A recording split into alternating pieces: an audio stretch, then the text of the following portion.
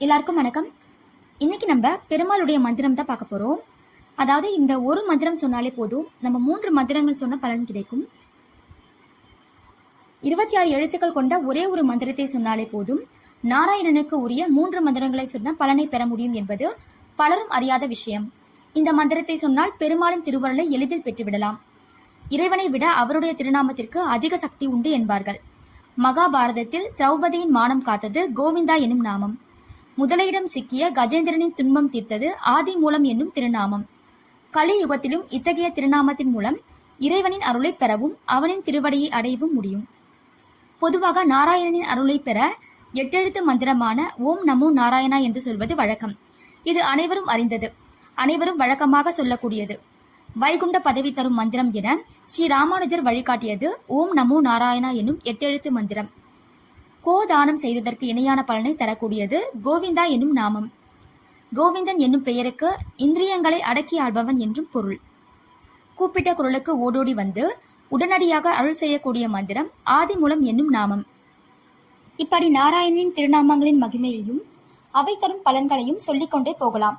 ஆனால் 26 எழுத்துக்கள் கொண்ட ஒரே ஒரு மந்திரத்தை சொன்னாலே போதும், நாராயணனுக்கு உரிய 3 மந்திரங்களை சொன்ன பலனை பெற முடியும் என்பது பலரும் அறியாத விஷயம்.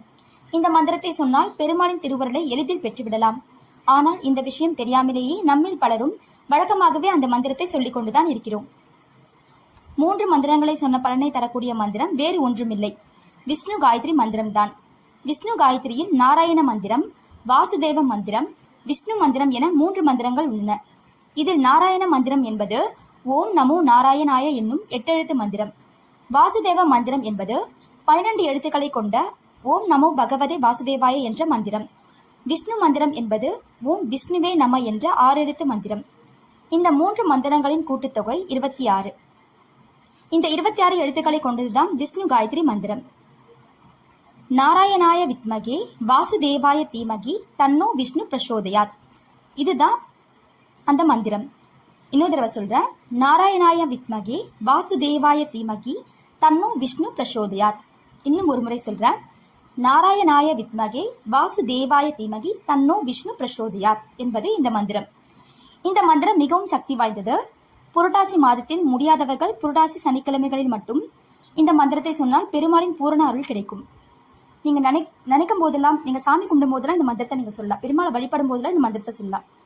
அப்படி முடியாத பட்சத்துல நீங்க புரட்டாசி மாதத்துல நீங்க சொல்லலாம். அப்படி இல்லைன்னா நீங்க புரட்டாசி சனிக்கிழமையில மட்டுமாவது சொல்லலாம். இந்த பதிவு உங்களுக்கு பயனுள்ள பதிவாக நம்புறேன். இந்த பதிவு உங்களுக்கு பிடிச்சிருந்தா லைக் பண்ணுங்க, ஷேர் பண்ணுங்க, சப்ஸ்கிரைப் பண்ணுங்க. நன்றி, வணக்கம்.